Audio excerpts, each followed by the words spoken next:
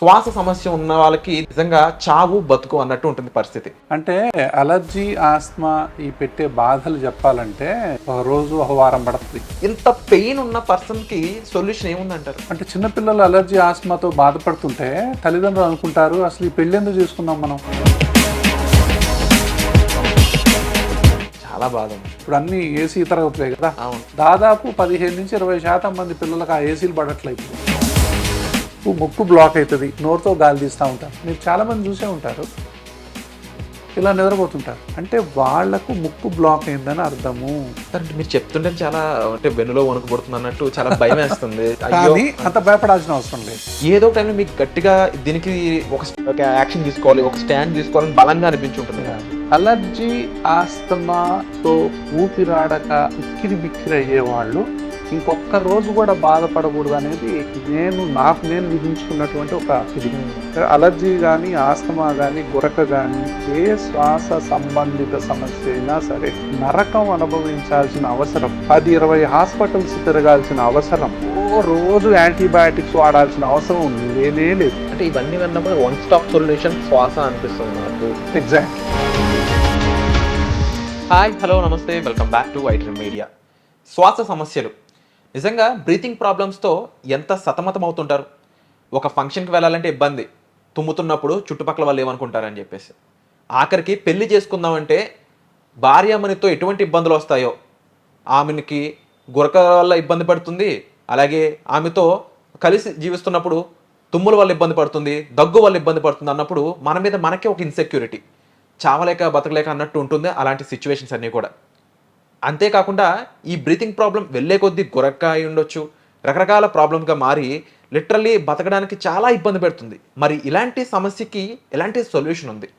ఆ సొల్యూషన్ గురించి, ఈ బాధలకి ఎలాంటి ఒక బెటర్ అవేర్నెస్ అనేది ఇన్ఫర్మేషన్ మనకి ప్రొవైడ్ చేయబోతున్నారు శ్వాస హాస్పిటల్స్ ఫౌండర్ అండ్ చైర్మన్ అయిన డాక్టర్ విష్ణురావు గారు, వీరపనేని సార్తో మాట్లాడదాం. చాలా విషయాలు తెలుసుకుందాం. చివరి వరకు ఎపిసోడ్ చూడండి. నమస్కారం సార్. నమస్తే అండి. సార్, ఇందాక ఇంట్రోలో చెప్పిన విధంగా శ్వాస సమస్య ఉన్న వాళ్ళకి నిజంగా చావు బతుకు అన్నట్టు ఉంటుంది పరిస్థితి. నిజంగా ఒక పెళ్లి చేసుకోవాలనుకుంటే వైఫ్ వచ్చే వాళ్ళు ఎంత ఇబ్బంది పడతారు, వాళ్ళ ముందు ఏం తగ్గుతాము అంటే ఒక్కొక్క టైంలో చెప్పాలంటే వాళ్ళతో కలిసి ఉండే టైం అయి ఉండొచ్చు, వాళ్ళతో నిజంగా చాలా ఇన్సెక్యూరిటీ పెరిగిపోతుంటుంది మనసులో. కనీసం బయట ఫ్రెండ్స్తో కలిపి వెళ్దామంటే వాళ్ళంత ముందు తగ్గుతుంటే హేళన చేస్తారనో భయం. ఆఖరికి ఒక ప్రశాంతంగా ఒక ఫంక్షన్కి వెళ్దామన్నా సరే అంతమంది ఫంక్షన్లో ఎంజాయ్ చేస్తుంటే మనం తుమ్ముతూనో దగ్గుతూనో ఉంటే ఒక రకమైన బాధ. ఇంత పెయిన్ ఉన్న పర్సన్కి సొల్యూషన్ ఏముందంటారు? చాలా ఉన్నాయండి. అంటే అలర్జీ, ఆస్మా ఈ పెట్టే బాధలు చెప్పాలంటే ఒక రోజు ఒక వారం పడుతుంది, అంత బాధపడతారు.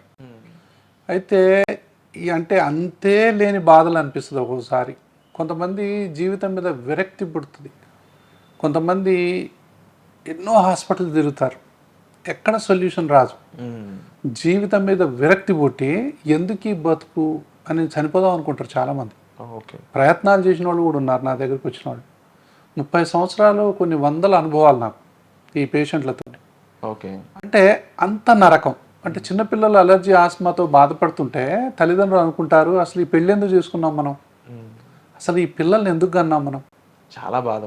ఎందుకు ఈ పిల్లల్ని కనటం ఎందుకు, వీళ్ళని బాధ పెట్టడం ఎందుకు, వాళ్ళు నిద్ర లేకుండా వాళ్ళు బాధపడుతుంటే వాళ్ళు చూడలేకపోతారు, ఏడుస్తారు, పిల్లల్ని కొడతారు. ఎందుకురా నువ్వు ఇంత బాధపడుతున్నావు అని కొడతారు. ఏం చేయాలి తెలియక, ఏం చేయాలరా నీకు, ఎన్ని హాస్పిటల్స్ చూపించాలరా, ఎక్కడికి పోవాలరా అని కొడతారు పిల్లల్ని. తర్వాత మళ్ళీ ఏడుస్తారు.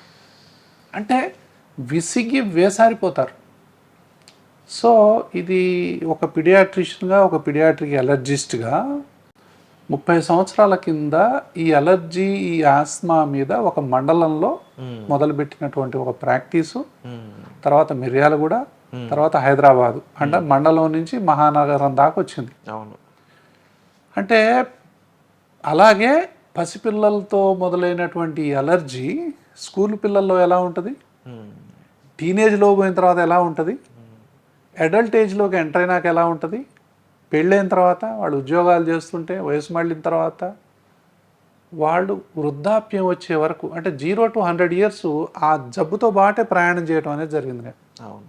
ఈ జబ్బు తన రూపాన్ని ఏ విధంగా మార్చుకుంటుంది. చిన్నపిల్లల్లో ఎలా ఉంటుంది, పెద్ద అయిన తర్వాత ఎలా ఉంటుంది. ఇప్పుడు చిన్న పిల్లవాడు 100 సంవత్సరాలు అయిన తర్వాత మనం గుర్తుపడతామా? అదే పిల్లవాడు అతనంటే గుర్తుపట్టలేం. పిల్లవాడికి ఆ మనిషికి అసలు పోలికే ఉండదు. అవును. అలాగే ఈ జబ్బు ప్రజెంటేషన్ చిన్నప్పుడు ఒకలాగుంటే వృద్ధాప్యంలో ఇంకోలా ప్రజెంట్ చేస్తుంది. అంటే చిన్నప్పుడు ట్రీట్మెంట్ ఇవ్వకపోవడం వల్ల అది ముదురుతుంది అంటారు. అంటే దాని రూపం మార్చుకుంటుంది. ఓకే. జబ్బు అదే, కానీ రూపం వేరే రూపంగా కనపడుతుంది మనకు. ఎఫెక్ట్ సపోజ్ ఒక గుండె జబ్బులా కనపడవచ్చు, ఒక నరాల జబ్బులా కనపడవచ్చు, ఒక మెదడు జబ్బులా కనపడవచ్చు. ఏ జబ్బులాగానైనా మిమిక్ చేయొచ్చు అది, ఒక జాయింట్ పెయిన్స్ లాగా. దానికోసం ఈ చిన్నప్పుడు ఉన్నటువంటి ఎలర్జీ పెద్దయిన తర్వాత రూపాన్ని మార్చుకున్న తర్వాత దాన్ని ఎన్నో రకాలైన జబ్బులు అనుకుంటాం మనం. అన్ని రకాల పరీక్షలు చేస్తాం. ఒక్కోసారి విసిగి వేసారిపోయి అన్ని పరీక్షలు చేస్తారు, కానీ ఏది రిజల్ట్ ఉండదు. వాళ్ళ బాధ మాత్రం పోదు. ఎలా ఇబ్బంది ఇప్పుడు చిన్నపిల్లలు మనం తీసుకుంటే నైట్ నిద్రపోరు, ఆడుకుందామంటే దగ్గు వస్తుంది, ఆయాసం వస్తుంది. నైట్ పూట లేచి ఎంత దగ్గుతారంటే దగ్గి వాంతి చేస్తారు. ఆ బాధని తల్లిదండ్రులు చూడలేరు, ఏడుస్తారు కూర్చొని. తర్వాత స్కూల్ బ్యాగ్ మోయలేరు. స్కూల్లో గేమ్స్ ఉంటాయి కదా, గేమ్స్లో పార్టిసిపేట్ చేయలేరు. పార్టిసిపేట్ చేద్దామని చూస్తే విపరీతమైన ఆయాసం వస్తుంది, దగ్గు వస్తుంది. నేను విన్నాను ఏసీలో ఉండలేరు, లిఫ్ట్లో కూడా వెళ్ళలేరు అని విన్నాను. చాలా. ఇప్పుడు ఏసీ గదులు వచ్చాయిగా, ఇప్పుడు అన్ని ఏసీ తరగతులే కదా. అవును. దాదాపు 15 నుంచి 20% మంది పిల్లలకు ఆ ఏసీలు పడట్లే. ఇప్పుడు ఇదో పెద్ద సమస్య. 100 మంది పిల్లలు ఉన్నారనుకుంటే అందులో 15 నుంచి 20 మందికి ఆ ఏసీలు పడవు. సార్ ఈ ఏసీలు వద్దు సార్ మాకని దండం పెట్టుకునే వాళ్ళు ఉన్నారు. ఒక మామూలు క్లాసులు చాలు, కానీ ఎవరి మాట వినరు కదా. వాళ్ళ బాధ ఏంటో అర్థం కాదు కదా. చిన్నపిల్లలు ఎక్స్ప్రెస్ చేయలేరు కదా. మనం పోయి వాళ్ళని గుచ్చి అడగం కదా, అరే నీకు ఏసీ పడుతుందా లేదా అని. ఏసీలు పడవు. పోనీ ఏసీ ఎంత పెడతారు? 18-20 పెడతారు. కనీసం 24-25 పెట్టమని చెప్తాను నేను. పర్యావరణానికి మంచిది, వాళ్ళ ఊపిరితిత్తులకు కూడా మంచిది పిల్లలకి. కాబట్టి కనీసం అలాగనే చేయండి. వాటిని క్లీన్ చేయాలి. అంటే ఇవి విద్యా సంస్థల యొక్క యజమానులకు దీని మీద అవగాహన ఉండాలి, టీచర్లకు కూడా అవగాహన ఉండాలి. వాళ్ళు కావాలని చేస్తున్నారు కాదు, వాళ్ళకి తెలియక చేస్తున్నారు. సో చాలామందికి ఏసీలు పడకపోవచ్చు, ఏసీలో వచ్చే డస్ట్ పడకపోవచ్చు. కొంతమంది ఏసీలలో ఎయిర్ ఫ్రెషనర్స్ కొడతారు, వాసన వస్తుంది. అది ఇంకా డేంజర్ ఈ పిల్లలకి ముఖ్యంగా. అస్సలు ఈ పిల్లలు ఉండలేరు, ఇంకా వాళ్ళని పొమ్మన లేక పొగబెట్టినట్టే, అంత ఉక్కిరి బిక్కిరి అవుతారు. కాబట్టి ఎవ్వరు కూడా పర్ఫ్యూమ్లు కొట్టుకోవద్దు పిల్లల ముందు. ఈ ఎయిర్ ఫ్రెషనర్స్ పెట్టొద్దు. ఎయిర్ ప్యూరిఫైయర్ వేరు, ఎయిర్ ఫ్రెషనర్ వేరు. వాసన వచ్చేది ఏది కూడా స్కూల్స్లో పెట్టొద్దు, తరగతి గదుల్లో అస్సలు పెట్టొద్దు. కొంతమంది పిల్లలకి ఇది పడదు అనేటటువంటి విషయాన్ని మనం గమనించాలి. స్కూల్ బ్యాగ్ మోయలేరు. ఇప్పుడు అపార్ట్మెంట్లో స్కూళ్ళు ఉంటాయి కదా, పైకి మెట్లెక్కేసరికల్లా విపరీతమైన ఆయాసం వచ్చి మాట కూడా రాదు వాళ్ళకి. సార్ అంటే మీరు చెప్తుంటే చాలా అంటే వెన్నులో వణుకుపడుతుంది అన్నట్టు చాలా భయం వేస్తుంది. కానీ అంత భయపడాల్సిన అవసరం లేదు. అంటే దీనికి ఏంటంటే ఇట్లా భయపడుతూ జీవితాన్ని వెళ్ళదీస్తూ ఉన్నారు చాలామంది వైద్యం చేయించుకోక. అంటే వాళ్ళ ఊపిరితిత్తులు పిల్లల్లో ఈ విధంగా ఉంటాయి. ఏది వైద్యం జరగనప్పుడు మూసుకొని పోతుంది. ఇది అలర్జిక్ ఇన్ఫ్లమేషన్ అంటాం. దీంతో పాటు తెమడొస్తూ ఉంటుంది, ఇది బిగదీస్తూ ఉంటుంది. సో ఊపిరి ఆడదు, నరకం చూస్తాడు అబ్బాయి. ముక్కు బ్లాక్ అవుతుంది, నోరుతో గాలి తీస్తూ ఉంటారు. మీరు చాలామంది చూసే ఉంటారు, ఇలా నిద్రపోతుంటారు. కొంతమంది ఎప్పుడు చూసిన నోరు తెరిచే ఉంచుతారు. అంటే వాళ్లకు ముక్కు బ్లాక్ అయిందని అర్థము. ఈ చిన్నపిల్లలకు గురక కూడా రావచ్చు.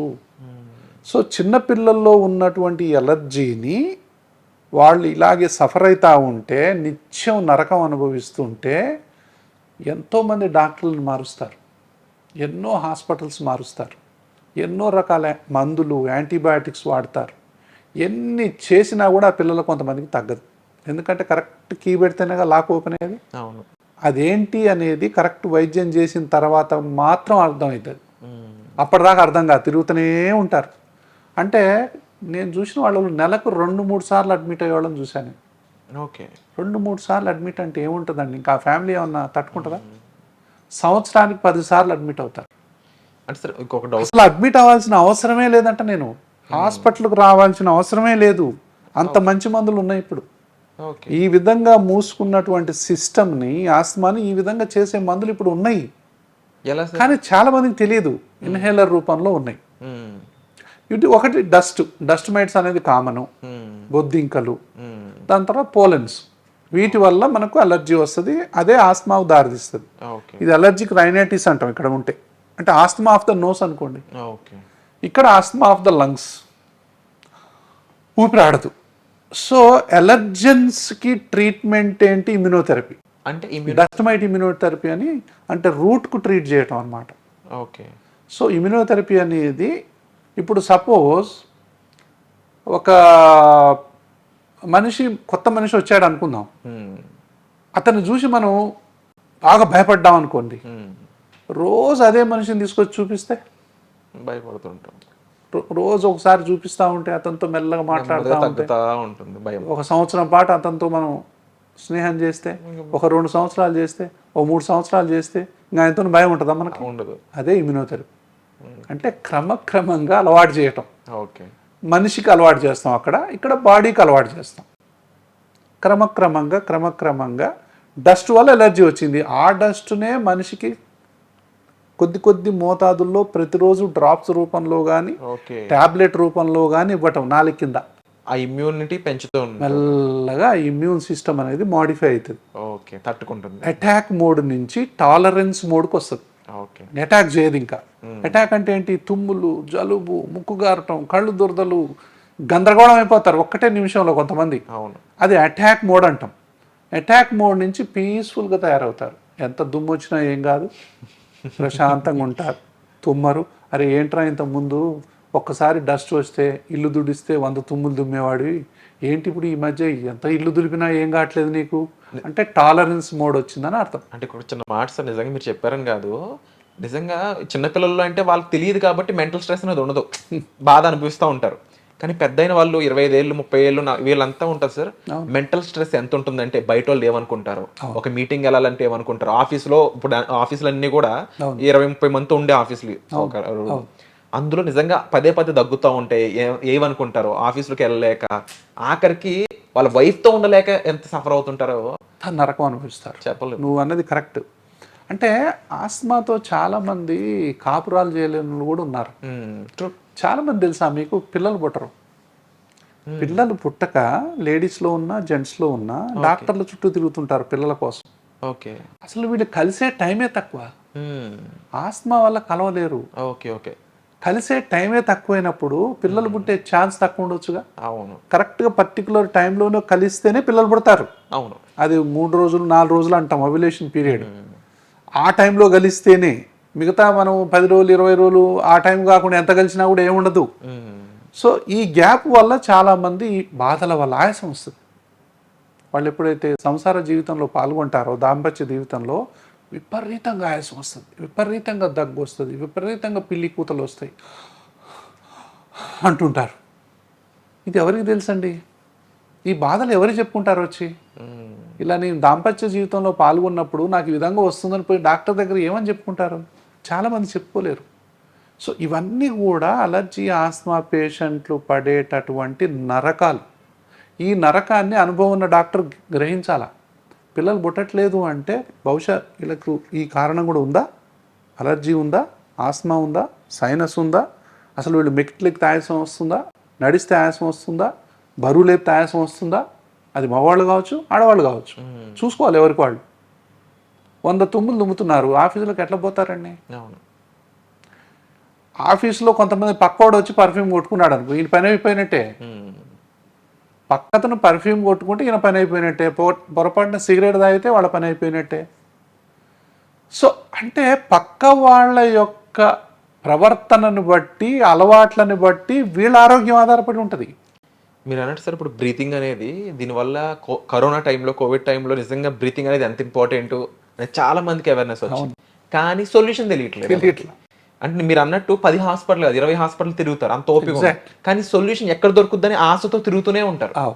సో అలాంటి టైంలో శ్వాస గురించి విన్నప్పుడు మాకు కూడా జెన్యున్గా ఏమనిపించింది అంటే, ఇదేదో ఒక రీజన్తో దీన్ని పెట్టారనేది అర్థమైంది ఆ పేరులోనే. సో అంటే 30 ఏళ్ళ నుంచి మీ కెరియర్, ఏదో ఒక టైంలో మీకు గట్టిగా దీనికి ఒక యాక్షన్ తీసుకోవాలి, ఒక స్టాండ్ తీసుకోవాలని బలంగా అనిపించి ఉంటుంది కదా. అది అది అది నా లైఫ్ పర్పస్. అంటే శ్వాసలో స్వేచ్ఛ కోసం. అంటే అలర్జీ ఆస్తమాతో ఊపిరాడక ఉక్కిరి బిక్కిరి అయ్యేవాళ్ళు ఇంకొక్క రోజు కూడా బాధపడకూడదు అనేది నేను విధించుకున్నటువంటి ఒక ఇది. ఒక్క రోజు కూడా బాధపడకూడదు, అంత మంచి మందులు ఉన్నాయి దీనికి. అంటే ఏంటి ఆ మందులు అంటే అందరికి తెలియని మందులా? అందరికి తెలిసిన మందులే. అంటే నేను పాస్వర్డ్ అంట, కరెక్ట్ పాస్వర్డ్ కొడితేనే సిస్టమ్ ఓపెన్ అయింది. ఆ మందులు, ఆ పేషెంట్ సఫరింగ్ ఏంటి, మన మందుల సెలక్షన్ ఏంటి అనేది ఇంపార్టెంట్. కరెక్ట్ కీ పెడితే లాక్ ఓపెన్ అయినట్టుగా ఆ మందులు పనిచేయాలి. మందులు ఏం చేయాలి, ఆయనకు అలర్జీ ఉందా, దేనివల్ల వస్తుంది, అది ఏ దశలో ఉంది, అన్ని పరీక్షలు చేసి మనం తెలుసుకోవాలి. బ్లడ్లో ఎంత ఎలర్జీ ఉంది, లంగ్స్లో ఎంత ఊపిరితిత్తులు మూసుకొని ఉన్నాయి, మూల కారణం ఏంటి తెలుసుకోవాలి. అది అలర్జీనా, అలర్జీ వల్ల వచ్చిన ఆస్తమానా తెలుసుకోవాలి. అప్పుడు దీన్ని ఇన్ఫ్లమేషన్ అంటాం. ఈ ఇన్ఫ్లమేషన్ని తాత్కాలికంగా అంటే మంట మీద నీళ్ళు పోసేటట్టుగా ట్రీట్మెంట్స్ ఉన్నాయి. అది ఇన్హేలర్ ట్రీట్మెంట్ అంటాం. అంటే ఏంటి, ఫస్ట్ బావిలో పడ్డాడు ఒకడు, బావిలో నుంచి అయితే తీయాలి కదా, ఫస్ట్ తీయాలి కదా. నువ్వు ఎందుకు పడ్డావురా, నువ్వు పడకుండా ఉండాల్సింది, ఇంకా ఈ స్టోరీలు వద్దు, ముందల పడ్డాడు తీయాలి. అది ఇన్హలేషన్ ట్రీట్మెంట్ అంటాం. ఎంత అద్భుతమైనటువంటి అంటే నార్మల్ అయిపోతారు, ఇంతలాగా నార్మల్ అయిపోతారు, మంచి జీవితం గడుపుతారు, బ్రహ్మాండంగా ఏదంటే అది డ్యాన్స్లు వేస్తారు, పాటలు పాడతారు, ఆఫీసు పోతారు, ఒక్క తుమ్ము కూడా తుమ్మరు. మళ్ళీ 100 తుమ్ములు 1000 తుమ్ములు తుమ్మిన వాళ్ళు ఒక్క తుమ్ము కూడా తుమ్మకుండా చేయొచ్చు. ఒక చిన్న డౌట్ సార్, ఇప్పుడు ఇలా అంటే ఇప్పుడు మీరు ఉన్నట్టు ఏదైతే కంప్లీట్ లంగ్ మూసుకుపోయి ఊపిరాడకి ఇలా ఉంటారో, నైట్ టైం వీళ్ళు పడుకున్న తర్వాత నోరు తెరిచి పడుకుంటూ ఉంటారంట. ఆ టైంలో బ్రెయిన్ కి ఆక్సిజన్ అందక గురక రావడం, ఆ గురక అనేది దానికి ఇన్డెప్త్ గా మీనింగ్ తెలుసుకుంటే బ్రెయిన్ కి ఆక్సిజన్ లెవెల్స్ అందకపోవడం వల్ల వాళ్ళు నిద్ర కూడా పోవట్లేదు, మనశ్శాంతిగా నిద్ర పోవట్లేదు, దానివల్ల మిగిలిన అవయవాలన్నింటి మీద ఇంపాక్ట్ పడుతుంది అంటారు. ఇది నిజమా? Exactly, you are right. అంటే చాలా మందికి దీన్ని అబ్స్ట్రక్టివ్ స్లీప్ యాప్నియా అంటారు. ఓకే, అంటే ఏంటి అబ్స్ట్రక్షన్, ఇది అబ్స్ట్రక్షన్ కాదా? అబ్స్ట్రక్షనే కదా, ఇక్కడ అబ్స్ట్రక్షన్ లేదు కదా. లేదు. ఈ అబ్స్ట్రక్షన్ ముక్కులో ఉన్న, గొంతులో ఉన్న, దీన్ని అబ్స్ట్రక్టివ్ స్లీప్ యాప్నియా అంటారు. అంటే మన ఊపిరితిత్తులు మనం నిద్రపోతుంటే కూడా ఈ ట్యూబ్స్ అన్ని పైనుంచి కింది దాకా ఓపెన్, అంటే మేలుకగా ఉన్నప్పుడు ఇంత ఉన్నాయి అనుకుందాం, నిద్రపోయేటప్పుడు ఇంత ఉంటాయి, వీళ్ళకి మొత్తమే మూసుకుంటాయి. ఒక్కసారి ఉలికి పడేస్తారు, అది అబ్స్ట్రక్టివ్ స్లీప్ యాప్నియా అంటాం. ఇది ఉక్కిరి బిక్కిరి అయిపోయి నిద్రపోరు, అంటే ఆక్సిజన్ అందదు కదా. ఇలా ఉంటే ఆక్సిజన్ ఎట్లా అందుద్ది? బ్రెయిన్కి ఆక్సిజన్ అందదు కాబట్టి ముద్దుబారిపోతారు, మన్ను తిన్న పాములా తయారవుతారు, మతిమరుపు వస్తుంది, మెల్లగా లావ్ అయిపోతుంటారు, మెడ ఇంత లావ్ అయిపోద్ది, నోరు మొత్తం కూడా నాలుక కూడా మందం అయిపోయి ఎంత తెరిచిన నాలుక తప్ప గొంతు కనపడదు, నడుము కూడా లావ్ అయిపోతుంటుంది. సో ఈ మెడ చుట్టూ నల్లగా అయిపోతుంటుంది, ఎప్పుడు చూసినా నిద్రపోదామన్న మూడ్లోనే ఉంటారు. ఎంత నిద్రపోయినా నిద్ర చాలదు, ఎందుకంటే తెల్లవార్లు ఒక 100 సార్లన్నా వాళ్ళకి అంటుంటారు. అంటే 10 సెకండ్స్ నుంచి మొదలు పెట్టుకుంటే 1 మినిట్ వరకు ఆ ఊపిరి స్తంభించుకోవచ్చు. 1 మినిట్ ఊపిరి లేకుండా ఊపిరాడుతావు, దాన్ని యాప్నియా అంటాం. 1 మినిట్ ఈయన ఊపిరి తీసుకోకపోతే పక్కనున్న వాళ్ళ పరిస్థితి ఏంటి? భయపడిపోతారు, ఇలా ఇలా ఊపుతారు, ఏమండి అంటారు, లేదా అట్లా అంటే పక్క వదిలి పడుకుంటే కొంచెం తగ్గుద్ది, మళ్ళీ ఇలా పడుకుంటే విపరీతంగా వస్తుంది, ఆల్కహాల్ తీసుకుంటే డబల్ అయిపోద్ది, స్మోకింగ్ చేస్తే ఇంకెక్కువ అయిపోద్ది, నైట్ కూడా బాగా బిర్యానీ తిని పడుకుంటే ఆ నైట్ ఎవరికి నిద్ర ఉండదు. అంటే ఏంటి, ఈ అబ్స్ట్రక్టివ్ స్లీప్ యాప్నియా వాళ్ళకే కాకుండా పక్క వాళ్ళకు నరకం. అంటే రైలు ఇంజన్లా వస్తుంది సౌండ్, ఎవరు నిద్రపోరు ఇంక ఇంట్లో. పిల్లలు వచ్చి కంప్లైంట్ చేస్తుంటారు, డాడీ ఏంది ఇట్లా గురక పెడుతున్నారు, మేము ఉండాలా పోవాలంటారు కొంతమంది. ఇప్పుడు బెడ్రూమ్లు అంటే స్లీప్ డైవర్స్ అంటున్నాం, ఎవరి రూమ్లో వాళ్ళు పడుకుంటున్నారు. అంటే ఇలాంటి పరిస్థితులు ఇప్పుడు దాపురించాయి. దేనివల్ల? ఒకటి, మారుతున్నటువంటి జీవన విధానాలు, జంక్ ఫుడ్, తర్వాత పర్యావరణ పరిస్థితులు, పొల్యూషను, ఇవన్నీ కలిపి శ్వాస వ్యవస్థని ఉక్కిరి బిక్కిరి చేస్తున్నాయి. ఈ జంక్ ఫుడ్ వల్ల విపరీతంగా లావ్ అయిపోతున్నారు. దాంతోపాటు మళ్ళీ అలర్జీలు, అన్నీ కలిపి గురకకు దారితీస్తున్నాయి. గురక వల్ల ఎవరూ నిద్రపోలేని పరిస్థితి ఉంది. కాబట్టి నేను మొదటి నుంచి అలర్జీ చెప్పాను. అలర్జీకి నరకం ఉంది, 100 తుమ్ములు దుమ్ముతారు, ముక్కు గారుతుంది, కళ్ళు దురదలు ఉంటాయి, ఒళ్ళు దురదలు ఉంటాయి, కానీ ట్రీట్మెంట్ ఉంది. ఇమ్యునోథెరపీ ఉంది, యాంటీ అలర్జిక్ ట్రీట్మెంట్ ఉంది. ఇప్పుడు ఆస్మా ఉంది, ఊపిరితిత్తులు ఉక్కిరి బిక్కిరి అయిపోతారు, నైట్ నిద్రపోలేరు, ఏ పని చేయలేరు, ఆయాసపడతారు, రన్నింగ్ చేయలేరు, సైకిల్ దొక్కలేరు, మెట్లు ఎక్కలేరు, ఏ పని చేయలేరు, కానీ ట్రీట్మెంట్ ఉంది, ఇన్హలేషన్ థెరపీ అంటాం. గురక ఉంది, నైట్ అంతా రైలు ఇంజన్ లాగా గురక పెడుతుంటారు, పొద్దుగూకులు నిద్రపోతూ ఉంటారు, కానీ ట్రీట్మెంట్ ఉంది. స్లీప్ స్టడీ అనేటటువంటి టెస్ట్ మనం ఓవర్ నైట్లో చేసి ఎంత ఉంది గురక, మామూలుగా ఉందా, మధ్య రకంగా ఉందా, తీవ్రంగా ఉందా, అతి తీవ్రంగా ఉందా, మన శ్వాసలో ఇది ఇవన్నీ ఈ ఫెసిలిటీస్ అన్నీ అందుబాటులో ఉన్నాయి. ఇప్పుడు నేను చెప్పిన అన్ని అలర్జీకి ఏ అలర్జీ వచ్చిందో తెలుసుకోవచ్చు. అది డస్ట్ మైటా, పోలెన్సా, కాక్రోచా, కుక్క పిల్లల వలన, పిల్లి పిల్లల వలన, దేనివల్ల వచ్చిందో తెలుసుకోవచ్చు. పార్థీనియమా, దేనివల్ల ఎలర్జీ వచ్చిందో తెలుసుకొని దానికి ఇమ్యునోథెరపీ చేయొచ్చు, యాంటీ అలర్జీ ట్రీట్మెంట్ వాడచ్చు. ఆస్మా ఉంది, మైల్డ్ ఉందా, మోడరేట్ ఉందా, సివియర్ ఉందా, వెరీ సివియర్ ఉందా, దానికి టెస్టులు అన్నీ చేయొచ్చు. దానికి తగ్గటువంటి డోసు మనం మందు సెలెక్ట్ చేస్తే వాళ్ళు నార్మల్ అయిపోతారు. తర్వాత గురక ఉంది, గురకకు స్లీప్ స్టడీ చేయొచ్చు, ఇంకొన్ని రకాలైనటువంటి టెస్టులు కూడా చేసి అది ఏ దశలో ఉందో తెలుసుకొని సిప్యాప్ ట్రీట్మెంటా, కేవలం మామూలుగా ఉంటే అలర్జీ ఆస్మాకు ట్రీట్మెంట్ చేస్తే సరిపోద్దా అనేది తెలుసుకోవాలి. అంటే ఇవన్నీ విన్నప్పుడు వన్ స్టాప్ సొల్యూషన్ శ్వాస అనిపిస్తుంది నాకు. ఎగ్జాక్ట్లీ. అయితే వచ్చిన ఎవరైతే పేషెంట్స్ ఉంటారో వాళ్ళకి ఏ విధమైన ట్రీట్మెంట్, అంటే మన దగ్గర ఇన్ఫ్రాస్ట్రక్చర్ ఏ విధంగా ఉంది, మీరు అన్నట్టు ఇన్ని రకాల ట్రీట్మెంట్స్ అనేవి ఉన్నాయి, డ్యూరేషన్ ఏ విధంగా ఉంటుంది, వచ్చాక వాళ్ళని ఎలా మనం హ్యాండిల్ చేస్తాము, ఇది కాస్త చెప్తారు. అంటే ఒకటండి, ఇప్పుడు పసిపిల్లల నుంచి మొదలుకొని అంటే both children and adults exclusive respiratory centre in both Telugu states. శ్వాస హాస్పిటల్ అనేది కేవలం శ్వాస కోసం మాత్రమే, పిల్లలకు పెద్దలకు అందరికీ కూడా. ముఖ్యంగా అలర్జీ కానీ, ఆస్తమా కానీ, గురక కానీ, ఇతర రెస్పిరేటరీ సమస్యలు ఉంటాయి. ప్లూరల్ ఎఫ్యూజను, ఊపిరితిత్తుల్లో నీరు జారటం, న్యూమోనియా.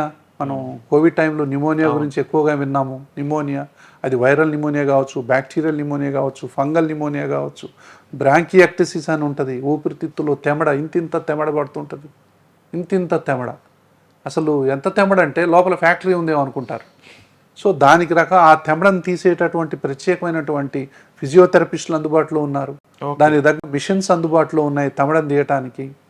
దాని తర్వాత బ్రాంకోస్కోపీ ద్వారా ఇంటర్వెన్షన్స్ ఉన్నాయి. ఇప్పుడు ఎవరో ఒకళ్ళు పల్లి గింజ మింగారు అనుకుందాం, కొంతమంది పిల్లల్లో సడన్ డెత్ ఉంటుంది, అది ఓకేనా. సో ఫారెన్ బాడీస్ అంటాం, అది తీసేటటువంటి ప్రత్యేకమైనటువంటి పల్మనరీ ఇంటర్వెన్షన్స్ ఉన్నాయి. దాని తర్వాత థొరకోస్కోపీ అని అంటాము, బ్రాంకోస్కోపీ అని అంటాము, అంటే డయాగ్నోస్టిక్ బ్రాంకోస్కోపీ అంటాము. తర్వాత ఐసీయూ కేర్ ఉంది. ఇప్పుడు సడన్గా ఊపిరాడదు, ఆక్సిజన్ పడిపోద్ది. మీరు అన్నారు ఇందాక ఆక్సిజన్ అందదు అని చెప్పి, అది 80%, 70%, 60%, 50% పడిపోయిన వాళ్ళు ఉంటారు. సడన్గా ఐసీయూ ట్రీట్మెంట్ ఇవ్వాల్సి వస్తుంది వాళ్ళకి.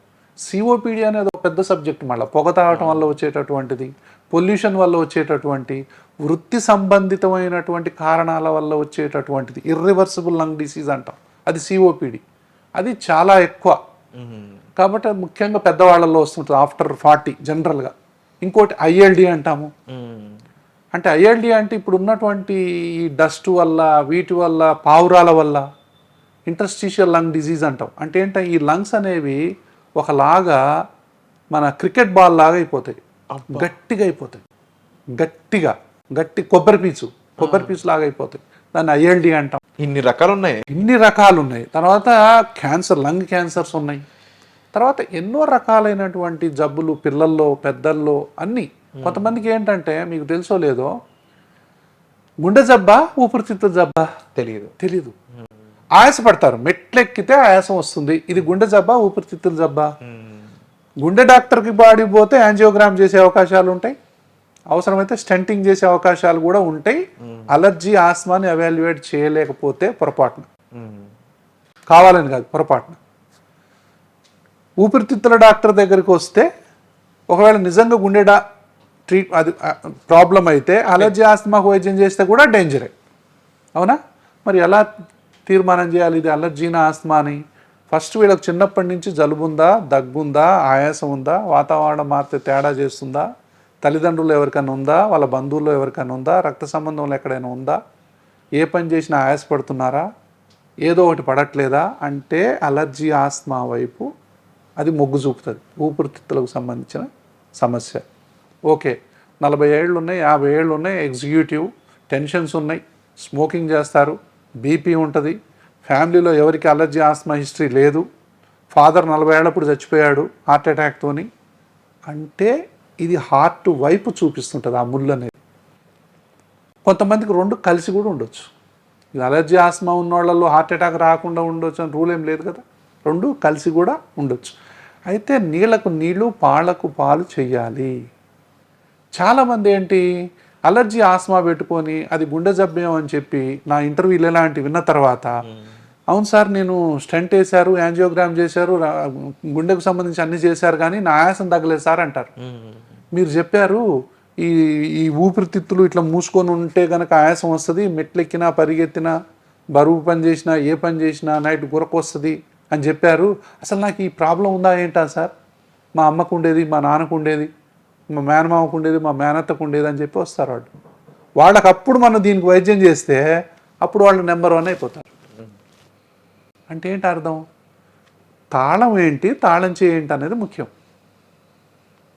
అది అలర్జీ ఆస్తమాన గుండె సమస్య అనేది మనం తెలుసుకోవాలి. అంటే ఎలాంటి సిమ్టమ్స్ ఉన్న వాళ్ళు నిజంగా ఇప్పుడు శ్వాసకి వస్తే సొల్యూషన్ వస్తుంది అనేది అర్థం అవుతుంది, కానీ ఎలాంటి వాళ్ళు రావాలి, ఇప్పుడు ఎలాంటి సిమ్టమ్ కనబడగానే రావాలి అనేది కాస్త ఎగ్జాక్ట్లీ. ఇప్పుడు గురకు ఉందండి, గురకు ఉంది, ఎవరైనా సరే నైట్ పూట అబ్జర్వ్డ్ యాప్నియా అంటాం. ఇప్పుడు గురకు ఉంది, ఒకళ్ళు నిద్రపోతున్నారు, వాళ్ళ భార్య గమనిస్తుందిగా, ఏమో ఇద్దరు వచ్చారనుకోండి, ఏమో ఈయన ఊపిరి ఆగిపోతుంది ఆ మధ్యలో అంటున్నాడు అంటే అంటాడు సార్, రోజు 100 సార్లు అంటాడు సార్ అంటే గురకు ఉన్నట్టే కదా. అవును, ఓకేనా. సో గురకకు సంబంధించిన స్లీప్ స్టడీ చేయాలి, దానికి సంబంధించి సిప్యాప్ వాడాలన్నా, లేకపోతే మైల్డ్ ఉందా, మోడరేట్ ఉందా, సివియర్ ఉందా, దాన్ని బట్టి ట్రీట్మెంట్ ఆధారపడి ఉంటుంది. అది పిల్లల్లో అయినా ఎవరిలో అయినా, గురక పిల్లల్లో కూడా ఉండొచ్చు. సో ఈక్వల్ ఇంటెన్సిటీతో ఏ వయసులోనైనా ఉండొచ్చు, అదొకటి. తర్వాత అలర్జీ ఉంది, 100 తుమ్ములు తుమ్ముతున్నారు, ఇప్పుడు నేను తుమ్ముతున్నారా అని చెప్తున్నాను కదా, అలా ఎవరైతే తుమ్ముతున్నారో శ్వాస హాస్పిటల్కి చాలామంది వస్తారు, వీడియోలు చూసి ఇన్స్టా చూసి చాలామంది వస్తారు. సార్ మీరు చెప్పినట్టు నాకు 100 కాదు సార్, 1000 తుమ్ములు వస్తాయి సార్, ముక్కు గారుతూ ఉంటుంది సార్, కళ్ళు దురద పెడతా ఉంటుంది సార్, ఒళ్ళంతా దురద సార్ అని వస్తారు. మనం వాళ్ళకి ప్రత్యేకంగా చెప్పాల్సిన అవసరం ఏముంది. తర్వాత ఆస్మా గురించి మాట్లాడాము. సార్ పరిగెత్తితే ఆయాసం, మెట్లెక్కితే ఆయాసం, ఏ బరువు పని చేసిన ఆయాసం, ఏదో ఒకటి పడదు, ఏం చేద్దామన్నా చేత కాదు, నిస్సత్వ, చేత కాదు. ఇంతకు బయటికి వీళ్ళు బాగానే ఉంటారు. అవును సార్ మీరు చెప్పారు, బయటికి బాగానే ఉంటారు, తిండి కూడా బాగానే తింటారు, అంతా ఏమైనా జోకులు వేస్తే నవ్వుతూనే ఉంటారు, కానీ నరకం అనుభవిస్తారు. ఇదేం విచిత్రం. వీళ్ళకు బయటికి ఇట్లా పట్టుకుంటే టెంపరేచర్ ఏం కనపడదు, అబ్బా ఇంత పెద్దగా వాసిందే అట్లేం ఉండదు, నరకం అనుభవిస్తారు. ఇలాంటి వాళ్ళు ఎక్కువ ఉంటారు. బయటికి నార్మల్గా కనిపిస్తారు, బయటికి ఎవ్వరు కూడా ఊహించరు. భర్తకుంటే భార్యకు అర్థం కాదు, భార్యకుంటే భర్తకు అర్థం కాదు, కొడుకుకుంటే తల్లిదండ్రులకు అర్థం కాదు, తల్లిదండ్రులకుంటే కొడుకులకు పిల్లలకు అర్థం కాదు. ఆ పరిస్థితితోని కొంతమంది కుటుంబాలు వచ్చి ఏడుస్తారు నా దగ్గర.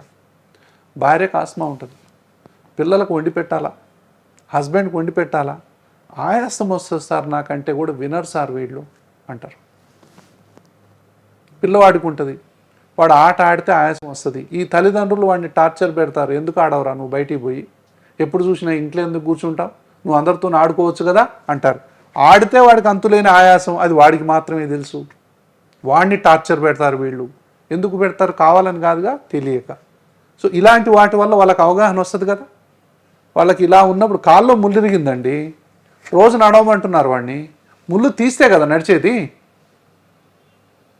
అది అవగాహన అంటే అదనమాట. అంటే నా అంచనా ప్రకారం ఏంటంటే చాలామందికి అవగాహన లేక ఏ డాక్టర్ కాడికి పోవాలనో తెలవట్లా. ఇది ఫస్ట్.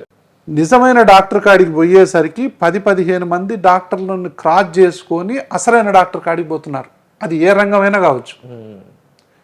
అందుకే శ్వాస హాస్పిటల్కు డైరెక్ట్గా ఎవరు వస్తారంటే, నా ఇంటర్వ్యూ ఉంటే అది విదేశాల నుంచి కాదు, ఎంత దూరం నుంచైనా ఈ ఇంటర్వ్యూ వింటూ వస్తారు నా కాడికి.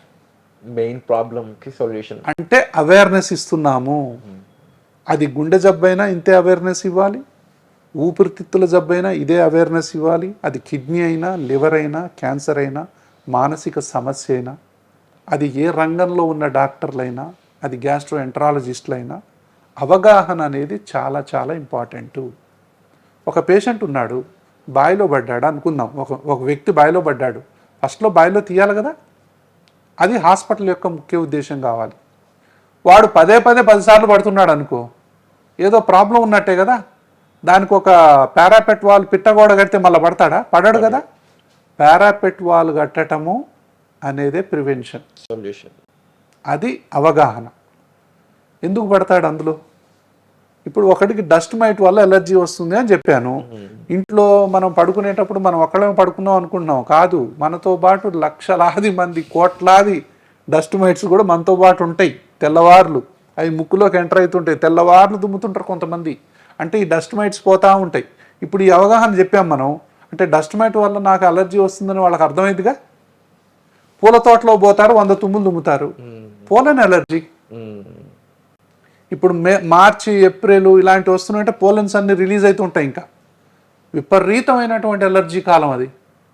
పొద్దున్నే కొంతమందికి నైటు అంత ఏముండదు, 5 నుంచి 6-7 మధ్య 100 తుమ్ములు దుమ్ముతారు, పోలన్ ఎలర్జీ. సో కొంతమంది ఇల్లు దులిపినప్పుడు విపరీతంగా తుమ్ములు దుమ్ముతారు, ఎందుకంటే డస్ట్ ఎలర్జీ అది.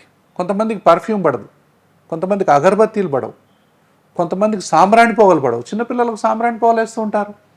సాంబ్రాణి పొగలు వేస్తే అలర్జీ, ఆస్తమాని జోలపాట పాడి మనం దాన్ని పెంపొందించినట్టే. చిన్నపిల్లలకు సాంబ్రాణి పొగ వేయకండి అని 30 ఏళ్ళ నుంచి చెప్తున్నా. కొన్ని లక్షల మంది మానేశారు. అది ప్రివెన్షనే కదా, అది అవగాహనతోనే కదా సాధ్యం.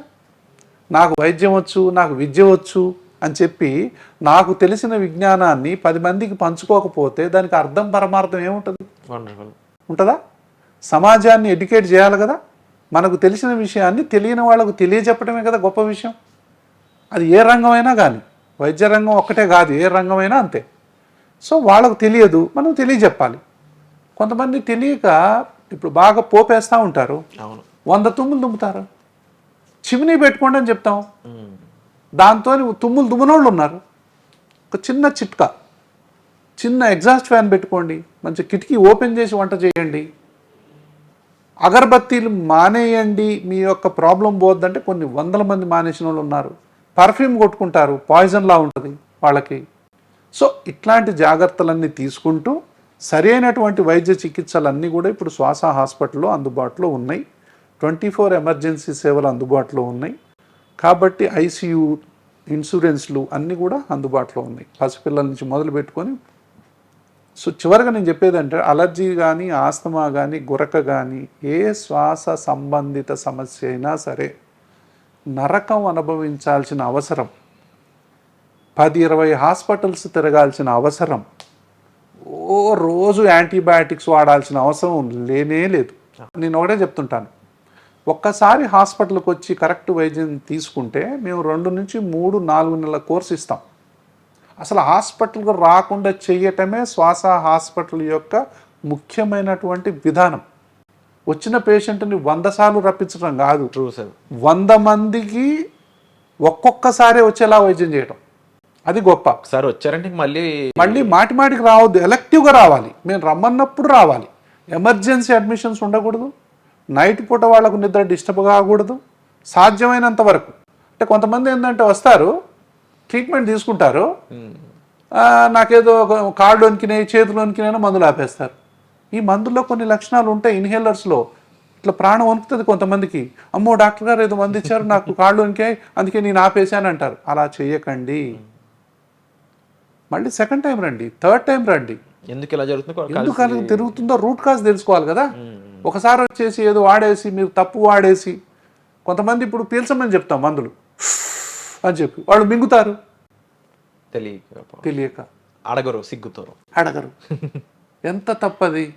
కాబట్టి మందులో తప్పు ఉందా, డయాగ్నోసిస్లో తప్పు ఉందా, మనం వాడే విధానంలో తప్పు ఉందా, అసలు దేంట్లో తప్పు ఉంది అనేది మనం తెలుసుకోవాలి. So really hats off sir. ఒక ఇంటర్వ్యూ మొత్తం విన్న తర్వాత, అంటే ఇంతకుముందు మీ వీడియోస్ చూశాను, మీ గురించి తెలుసు, శ్వాస గురించి తెలుసు, కానీ ఇలా పర్సనల్గా మీతో మాట్లాడి ఈ విషయాలు తెలుసుకున్నప్పుడు నిజంగా హ్యాట్స్ ఆఫ్ అనిపిస్తుంది. ఎందుకంటే 30 సంవత్సరాల నుంచి ఒక ఒక వ్యక్తి ఒక విషయం మీద పోరాటం చేస్తున్నారంటే ఎందుకా అనుకున్నాను నేను. కానీ తెలియకుండానే చాప కింద నీరులాగా ఈ జబ్బు చాలా పెద్దది. చాలా పెద్ద. గుండె జబ్బుల కన్నా, మైండ్కి సంబంధించిన వాటికన్నా కూడా చాలా పెద్దది. అంటే ప్రతి ముగ్గురులో ఒక్కళ్ళు ఏదో ఒక ఎలర్జీతో ప్రపంచంలో బాధపడుతున్నారు. అంటే 1/3 ఆఫ్ పాపులేషన్ ఈ suffering with one or other allergy including Asma.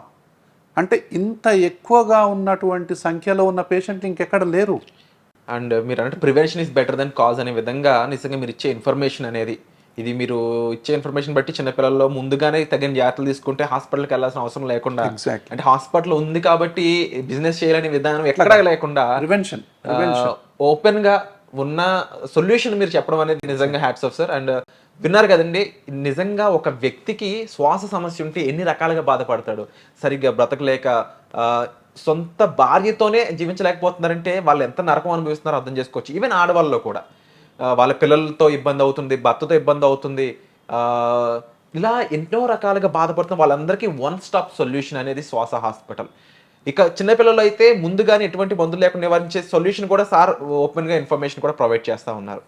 So ప్రాపర్గా వచ్చి ఇక్కడ కన్సల్టేషన్ తీసుకొని సార్ని కన్సల్ట్ అయితే మీరు ఎలాంటి విషయం వల్ల ఇబ్బంది పడుతున్నారు, ఎందుకు ఇబ్బంది పడుతున్నారు, దానికి తగిన సొల్యూషన్ ఏంటి, వన్ స్టాప్ సొల్యూషన్గా మీకు ఇవ్వడం జరుగుతుంది. పదే 10 హాస్పిటల్ తిరగడం అనేది కాదు సొల్యూషన్ అనేది.